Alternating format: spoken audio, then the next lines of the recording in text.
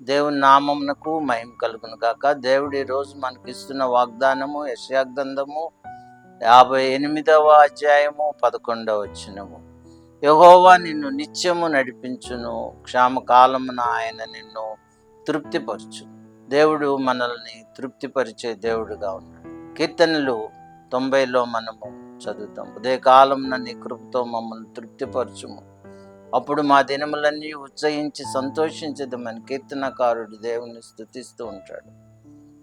మనల్ని దేవుడు అనుదినము తృప్తిపరుస్తూ ఉంటాడు. మంచి ఆహారముతో తృప్తిపరిచే దేవుడు, సమస్త క్షేమముతో తృప్తిపరిచే దేవుడు. కాబట్టి ఆయన మనల్ని తృప్తిపరిచినప్పుడు మనము ఆయన యందు ఆనందించే వారముగా ఉంటాం.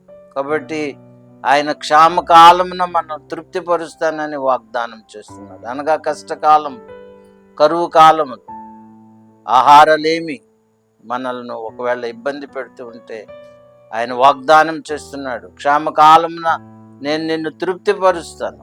సింహపు పిల్లలు ఆకలి కొనును కానీ ఆయన్ని ఆశ్రయించి వారికి ఏ మేలు కొదువై ఉండదని దేవుని వాగ్దానం మనకుంది. సింహపు పిల్లలు ఆకలి కొంటాయి, కానీ దేవుడు మనల్ని ఆకలిని లేకుండా తృప్తిపరిచి బలపరిచే దేవుడు.